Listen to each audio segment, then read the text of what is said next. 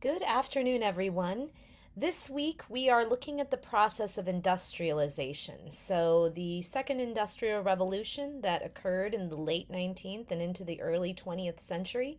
We're going to be examining how that process happened, who benefited from it and who didn't, and what were the consequences of industrialization. So, when a society passes from pre industrial to industrial conditions, as happened in the United States from 1870 to about 1920 or so, people become less dependent on nature and they become more dependent on technology and upon each other. So, how does life change when we move into an industrial society? We start to see how individuals are linked together in these large, complex networks, technological systems that bind society together. People are more independent of nature, weather, crop cycles, that kinds of thing, but they're more dependent upon other people and upon the technological systems that other people have built. There are these networks created of objects that are connected to each other and the people and the organizations that make those connections possible. And it becomes harder to extricate oneself from those systems. It becomes harder and harder to live off the grid, if you will. People are tending in an industrialized society to live longer and have higher standards of living, but they're not necessarily more independent because they've traded a dependence upon nature for a dependency upon technology. And technological systems resulted in a fundamentally different social order in the United States and a different set of economic and social relationships between people. Now that we're living in this industrial society, what are some of the kind of real world consequences of this? Well, we start to see that manufactured products begin to play a more important economic role than agricultural products. The base for economic and political power in an industrialized society shifts away from the countryside and more towards urban areas.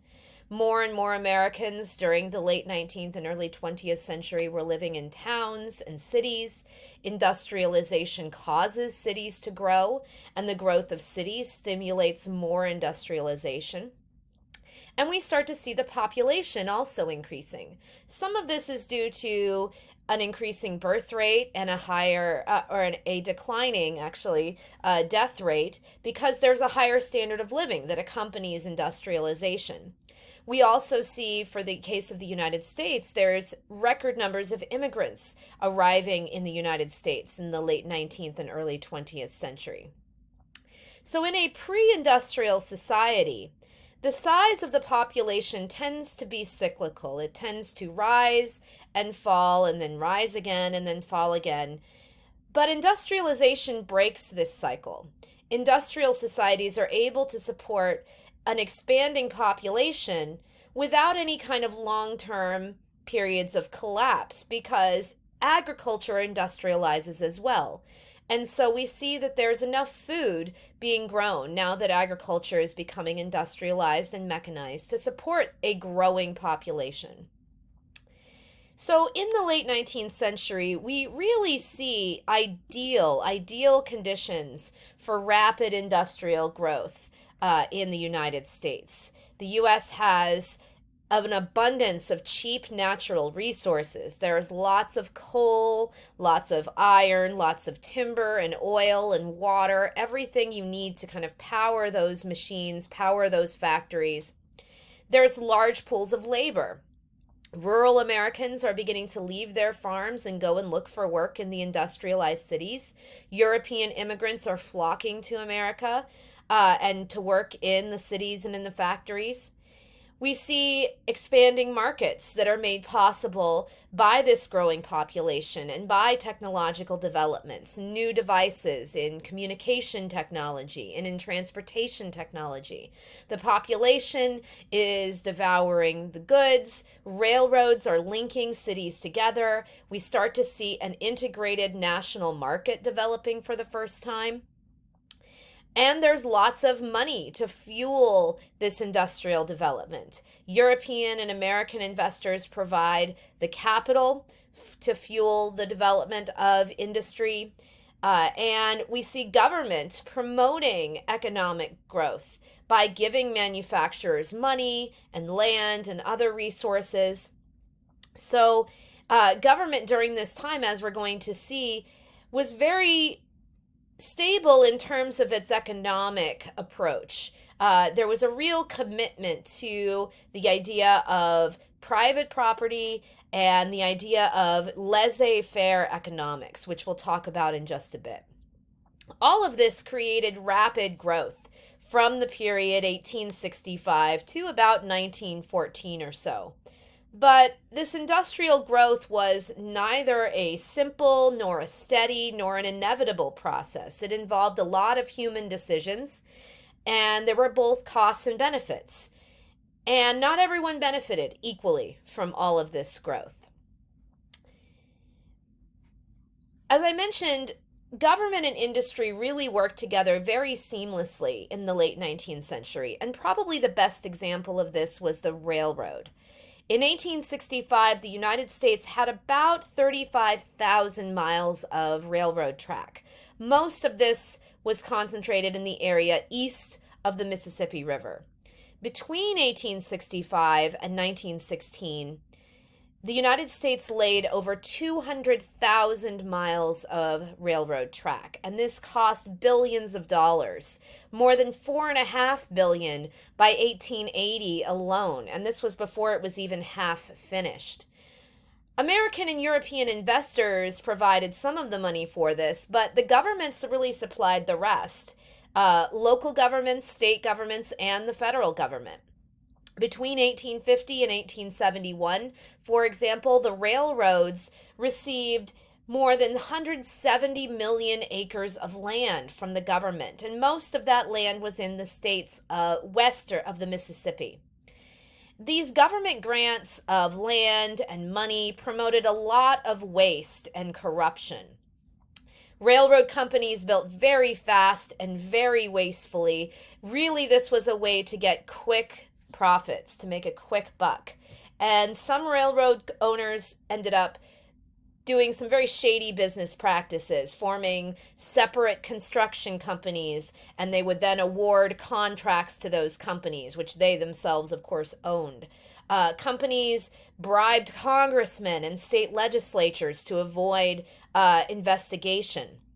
These grants also enabled the railroads to build into territories that were currently being occupied by Native Americans. And of course, as we're going to see when we get to the week where we're covering Western settlement, this contributed greatly to the destruction of the way of life of Native Americans. This creation of a national railroad system, though, allowed for the settlement of the country, and it boosted the value of a lot of the land nearby where these tracks were laid. And in return for government aid, Congress required the railroads to carry government freight, government troops, government mail at reduced rates. So it ended up saving the government about $1 billion between 1850 to 1945. The railroad industry had a lot of problems. There was a lot of intense competition among the different railroads. Companies would offer all kinds of incentives to attract passengers and businesses. They gave out special rates and favors to certain corporations. They would give free passes for people who shipped a lot of goods on their tracks. They would lower rates on large shipments. They would give rebates. And the railroad managers recognized that all of this competition really wasn't helping anybody, but no one really knew how to solve this problem because, as you can see from the map here, the railroads had just been built very haphazardly. There was really very little order in terms of how to construct this national rail network. For a while, they tried to arrange pools. They tried to share traffic on the railroad lines. But this then it ended up not working very well. Next, they tried to consolidate, but a lot of these systems were very unwieldy and expensive. And in 1893, as we're going to see, there was a panic, there was a economic collapse, and by mid 1894, a quarter of the nation's railroads had gone bankrupt. It was the bankers who finally stepped in and imposed order on the railroad industry.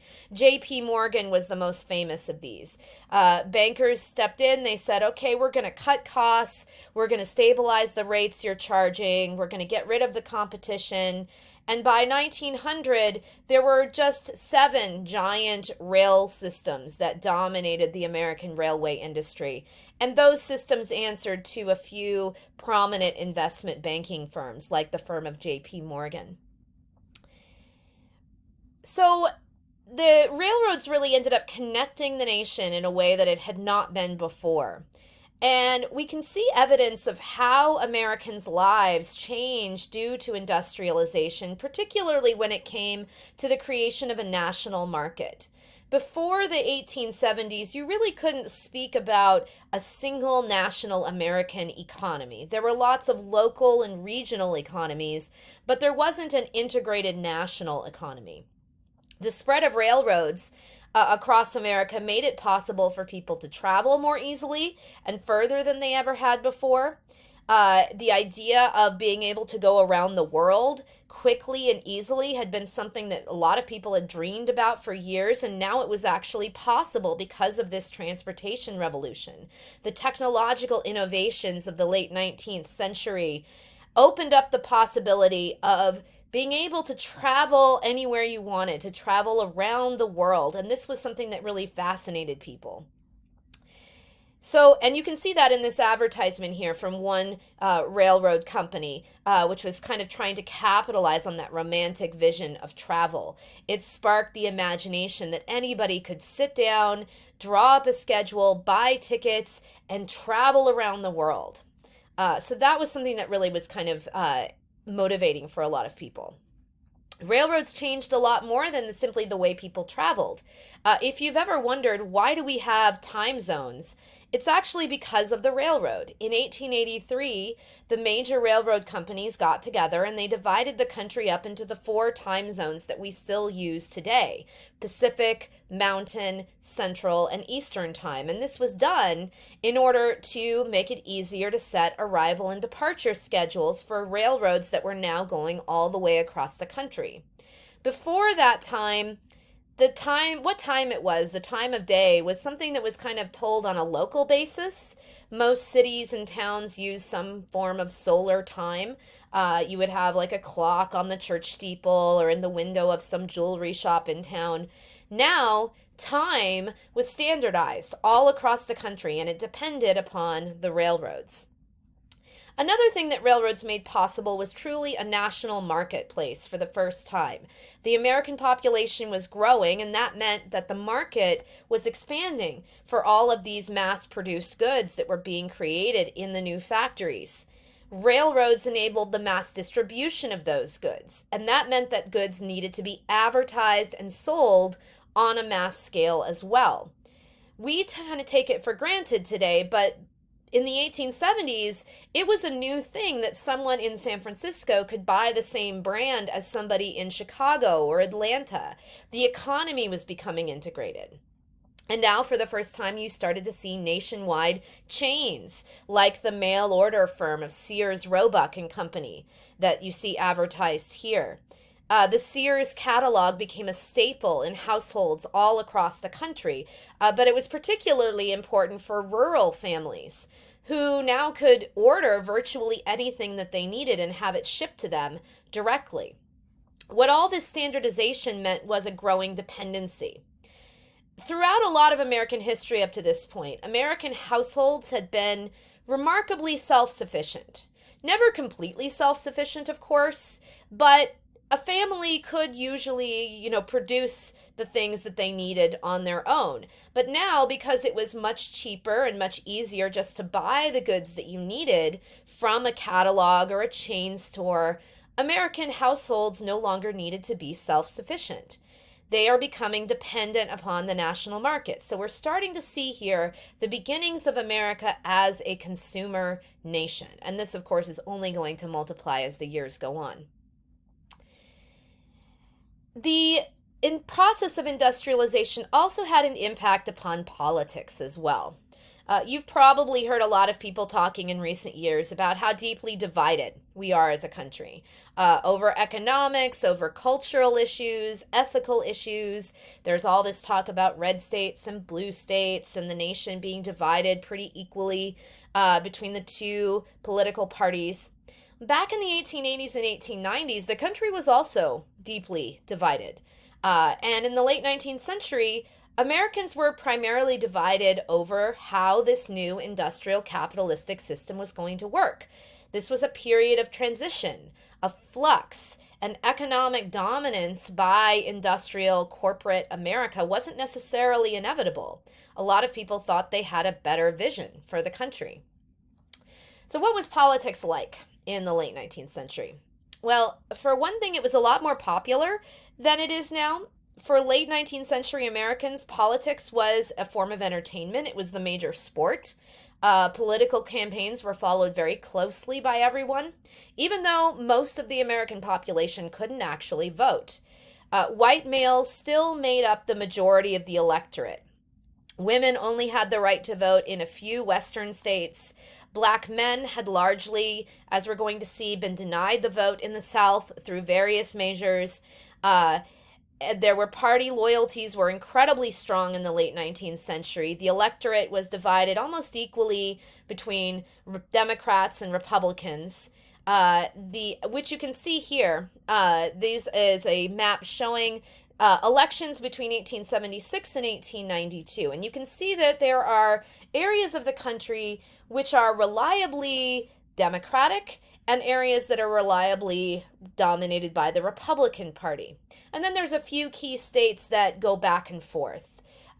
So if you follow politics today at all, the geographic positions of the two parties, who dominates in which part of the country, might seem very surprising.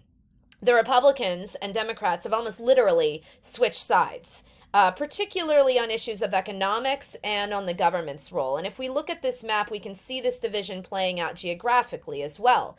In the late 19th century, it was the Democrats who had firm control in the South, the states of the former Confederacy. And Republicans were firmly in control of the Northeast. A lot of the West, as you can see, is non-voting territories. They had not been made into states yet, and so they could not vote. But there are some similarities to politics today. For example, each party has its safe states. And so control of the federal government rested with a handful of what we might today call swing states. And so the two parties were pretty evenly matched, and elections ended up being very, very close.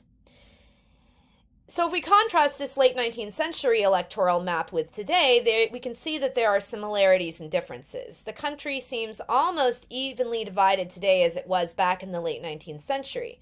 And we can see how party control geographically has flipped. Now it's Democrats who are the ones controlling a lot of the states in the far west and in the Northeast. And Republicans have a stronghold in the Midwest and in the South, and which I think is kind of interesting. Another parallel that we can draw between politics today and politics in the late 19th century has to do with corruption. I'm sure that you have heard many people today complaining about how lobbyists control Washington, D.C., and how big corporations buy favors from politicians and judges who then pass legislation or make decisions on cases to help them. This was also a concern in the late 19th century, and we can see this manifested in political cartoons of the era. So this is a famous example of one. You can see here at the bottom, you've got a bunch of small, sort of congressmen and senators sitting here, and then towering over them are these literal sort of bloated fat cats, corporations and trusts who are, exerting their influence over the legislature. So in the late 19th century, both parties were controlled by powerful political managers who had close ties to business interests. Republicans tended to pursue a economic policy based on cutting back on federal spending, keeping the national debt under control, keeping a limit on the amount of money in circulation.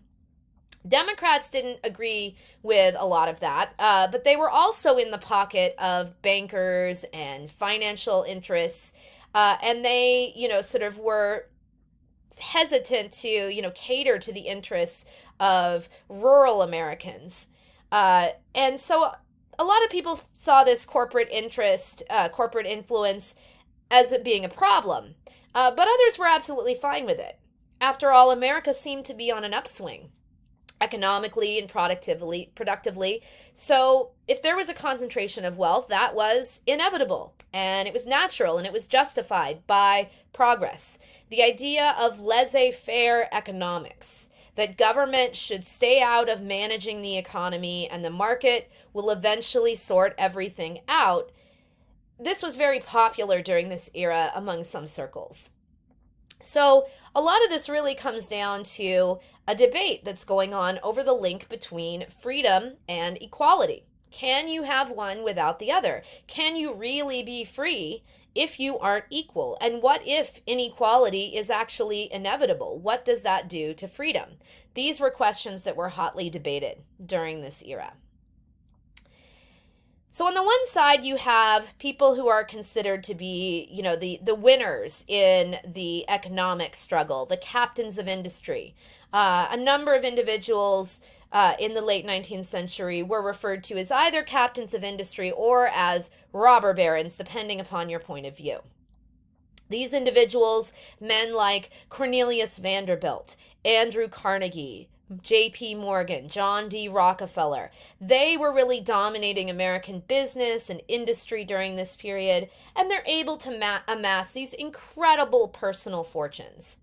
Some people referred to these wealthy industrialists as captains of industry and argued that these business leaders, by building up these massive personal fortunes, they were also contributing positively to the country. They were increasing its productivity, they were expanding markets, they were providing people with jobs, they were acting philanthropically and donating a lot of their money away. Others, though, argued that these businessmen were nothing more than robber barons. They were dominating their industries and establishing these incredibly large monopolies and building up these huge personal fortunes at the expense of the little guy, at the expense of, pursuing very anti-competitive or unfair business practices. So there's a real debate that's going on during this era over whether these men are captains of industry or are they the robber barons. Even, nearly always, even the, most corrupt, the most criminal of the so-called robber barons end up contributing to the prosperity of the country. But does the end justify the means? A lot of businessmen, of course, were perfectly honest, but even some of the most respected did things that caused harm to people. And this is another cartoon that is really sort of taking aim at these robber barons, these captains of industry. And, it's arguing that these are, nothing more than the same kind of, sort of lords and noblemen of the Middle Ages, that they are extracting tribute from ordinary citizens and they are, sort of controlling everything. It's not just the wealthy industrialists or the government or the corporations who benefited from industrialization, though. Workers also reaped some benefits. The new industrial society was built by the labor of millions of men and women. The American labor force during this era was very diverse, and wages, working conditions were really dependent upon who you were and what your status was in society. So in about 1900, the labor force, about 20% of women worked for wages. Women were represented in lots of different occupations at this time. Mostly, though, in terms of industrial work, they worked in the textile industries. And most women who worked were young, they were single. Most ended up leaving their jobs after they were married. In 1900, only about 5% of married women worked outside the home. African American women, however, were an important exception to this. About 25% of black married women worked. And women were starting to move into occupations that had previously been reserved only for men. So they were beginning to work as secretaries, as clerks in stores, as bookkeepers and typists and telephone operators. There were about 1.8 million children working for wages in the late 19th and early 20th century. There were lots of people of color who worked as well, African Americans and other people of color, including Asian Americans on the West Coast. They end up, of course, working mostly unskilled jobs and faced a lot of discrimination in the workplace. And there was a very discriminatory wage structure in the late 19th and early 20th century. Adults earned more than children, men earned nearly twice as much as women did, white workers earned more. So, life for workers in industrial age America was not easy. Work itself was changing in the late 19th and early 20th century. If you were a wage laborer in this era, you would likely work at least 10 hours a day, 6 days a week. There were very few holidays, very few vacations, very little respite from a pretty grueling routine. Average wages for workers were between $400 to $500 a year. It took about $600 for a family of four to live comfortably. And there was no such thing as a federal minimum wage yet. Unskilled workers really had it the worst. They made considerably less money than skilled workers, and they were very easily replaced, so they didn't have a lot of freedom in the workplace. If you were laid off, there was no unemployment insurance to keep you and your family going while you looked for another job. Work was also extremely dangerous for many workers. Safety standards were low to absolutely non existent, and what laws were in place were often not enforced regularly. Accidents were very common. On the railroads, for example, 1 in every 26 workers was injured on the job. Between 1880 and 1900, an average of about 35,000 workers died every year from industrial accidents.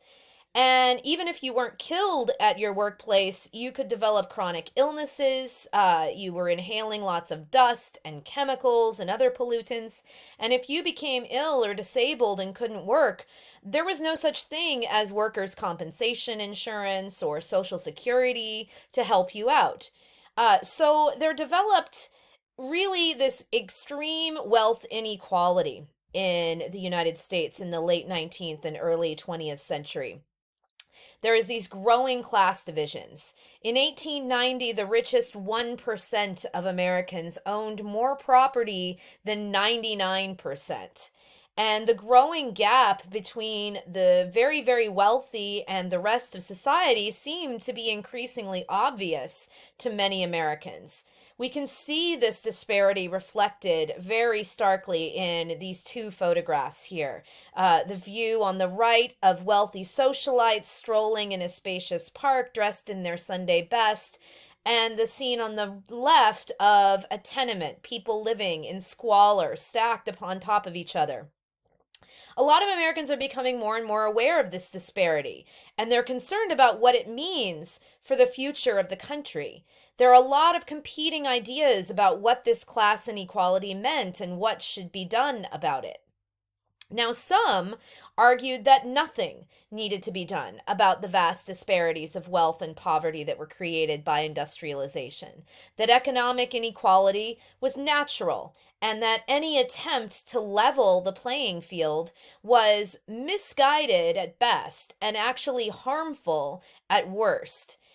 The idea that some people are somehow naturally superior and others are inferior, this was not a new idea, of course. It had been around really from the almost very beginnings of civilization. But now, proponents of this old idea thought that they could use modern science to explain the deep disparities that seem to be evident in American society. So this is where we start to get this idea of social Darwinism.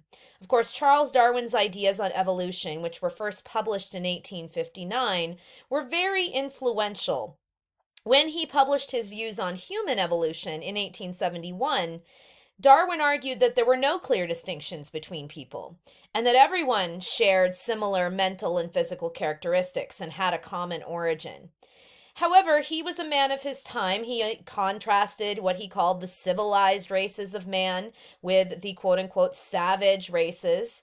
And he thought it was likely that the savage races would be wiped out due to colonial expansion, what he saw happening around him in his society. Others took Darwin's ideas, took his general concept of natural selection, and applied it and argued that you could apply it to human society, and that some human beings were naturally superior and thus destined to thrive, and others were naturally inferior and thus destined to die out. So these ideas are what we call social Darwinism, and it becomes associated with the phrase survival of the fittest. Darwin never actually uses that phrase in any of his texts. It's a phrase that is coined later by some of Darwin's followers. So social Darwinism is kind of a misapplication of Charles Darwin's theory of evolution. It's this belief that evolution occurs naturally in society and that government should not be interfering. And so it's this idea that giving any assistance to the poor was misguided because if you're poor, that means you're naturally inferior. That means therefore you should not be helped because that was going to mess up this natural evolution of society. So one of the leading proponents of this idea was a man named William Graham Sumner. He was a professor at Yale who published a book in 1883 entitled What Social Classes Owe to Each Other. And Sumner answered that question with, pretty succinctly. He said, well, they don't owe anything to each other. According to many social Darwinists like Sumner, if you were poor, that was unfortunate, but it was your own fault. Some people tried to make distinctions between the quote unquote deserving poor, people who were widows or orphans, and the undeserving, which were basically all other poor people. Basically, they argued that the inequalities they saw manifested in society were inevitable. And this was actually a good thing because if you let the strong survive, the weak would perish and society would be better as a result.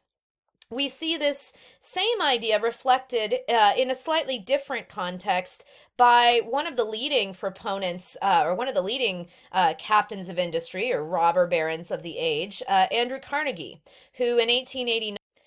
So Andrew Carnegie sort of argued here that people who were wealthy, people who were sort of men like himself, that it was their duty to use their wealth to better society.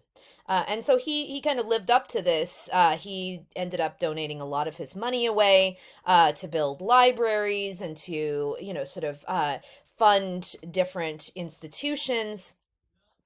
But he also sort of espoused the idea that, you know, that there was this disparity, that there was this sort of natural, sort of wealth inequality, and that was okay. He said, this is the duty of the man of wealth, becoming the mere agent and trustee for his poorer brethren, bringing to their service his superior wisdom, experience, and ability to administer, doing for them better than they would or could do for themselves. So it's this very paternalistic attitude on the part of a very wealthy individual, saying that, it was his responsibility as, a man of great wealth to use that wealth to better society, and that, this was something that should be done. So the influence of social Darwinism was pretty widespread, and it correlated very nicely with another idea that was very popular at the time, the concept of liberty of contract. Liberty of contract was an idea that defined freedom as being associated with limited government and an unrestrained free market.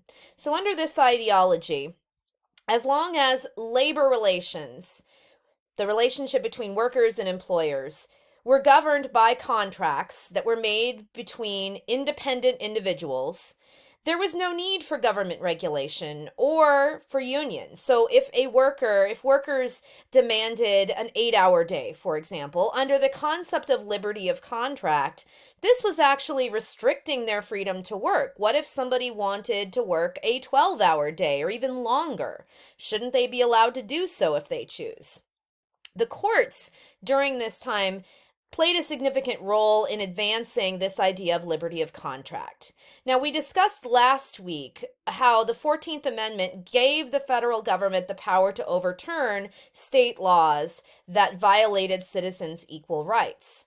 During the industrial period, during the Gilded Age, courts began to interpret this amendment a little bit differently.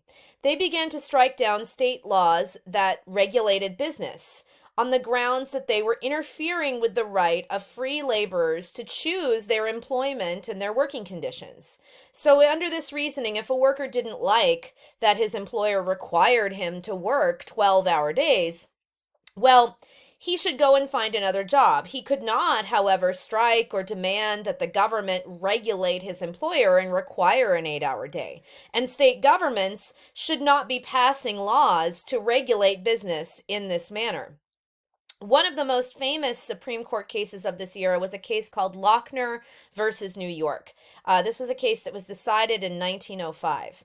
So a little bit of background to this. In 1897, the state of New York had passed a law called the Bake Shop Act. One provision of this law said that no employee in any bakery was allowed to work more than 60 hours a week. Joseph Lochner, who owned Lochner's Bakery in Utica, New York, was fined $50 for allowing an employee to work more than 60 hours in the week. Lochner was sentenced to jail until he paid the fine, and he appealed his conviction up to the New York Court of Appeals, New York State's highest court, and the court upheld his sentence. And so then Lochner said, I'm going to take this case to the Supreme Court. He said, this labor law that New York State has passed is unconstitutional. And the Supreme Court, in a 5-4 decision, said, we agree with this. We think this act is unconstitutional and that Lochner's conviction should be reversed. The court said that the law was an interference with the right of contract between the employer and the employees. And then it declared that the general right to make a contract in relation to his business is part of the liberty of the individual, protected by the 14th Amendment. The 14th Amendment's Due Process Clause prohibits states from depriving any person of life, liberty, or property. And so to the court, the right to buy and sell your labor through contract was a liberty of the individual protected under the amendment. So who do you think the court was really on the side of here? Was it on the side of the business owners or on the side of the workers? Well, it certainly seemed to the workers that the courts were not really acting in their best interests. As one union leader put it, workers are being guaranteed the liberties they do not want and being denied the liberty that is of real value to them. So on the one side, you have the social Darwinists, you have business owners like Andrew Carnegie, you have the courts. They're arguing that there's nothing wrong with the way society is progressing. In fact, economic inequality is natural, it's a good thing, and any attempt by the government to address these inequalities was at best misguided and at worst dangerous because it was a threat to liberty. On the other side of this question, you have workers, you have unions, you have reformers. They're arguing that the problem isn't too much government regulation of the economy, but rather too little. Unrestrained economic growth and political corruption meant that ordinary people no longer had much control over the government and the economy. This is part of this larger ideology that I will call producerism. So what did it mean at this time to be a producer? Today, when we hear that word, we're most likely to think of somebody who finances a movie or a play. Back in the late 19th century, it meant something a little bit different. To be a producer meant that you worked for a living, and therefore you deserve to reap the benefits of your work. And from this basic premise, a lot of Americans in the late 19th and early 20th century developed an ideology about how society should operate. So their vision of a good society was a society in which everyone had equal opportunity to labor. Anybody who wanted to work should be able to work. They wanted to have guarantees for workers of reaping the fruits of their labor. Workers should be able to get back what they put out. They were very against the idea of special privileges, what they called special privileges. So that meant no monopolies, no special treatment, no favors being given to different businesses or different individuals. This is very important. And they argued that everyone should have equal rights. That's kind of the antidote to special privilege, right? If everyone is on sort of a level playing field, if everyone is at the same level, if everyone has the same rights, then no one can get special privileges or monopoly on a industry. So what was the proper role of government in a good producerist kind of society? Government's supposed to provide a level playing field economically and politically. And we see sort of these two ideologies clashing violently in many different areas of society. Between 1880 and 1900, there were more than 23,000 strikes involving 6.5 million workers across the nation. Why were there so many strikes in the late 19th century? Why did so many of these strikes end in violence and in failure on the part of the working class? What was at stake for the employers? What was at stake for the workers? Workers were looking to humanize the factory. They wanted to be able to set the pace and set the quality of their work. They wanted to have some control over their workplace. Employers, on the other hand, believed in an idea known as the iron law of wages. And basically, that was the idea that supply and demand, not the welfare of your workers, should be what dictated the wages you paid. They wanted a workforce that was docile. They wanted a workforce in which, sort of that did what they were told. And so when their workers tried to unionize, when they went on strike, employers would fire workers who tried to join unions. They would hire scabs to replace strikers who went on strike. They used a whole variety of weapons, including the courts and violence, hired violent thugs, basically, to put down these strikes. This picture here on the right is an engraving of the Haymarket bombing and the riot that ensued afterwards. Early in 1886, labor unions began calling for a general strike in Chicago, and things quickly turned deadly when there was a shooting at a local factory during one of these strikes.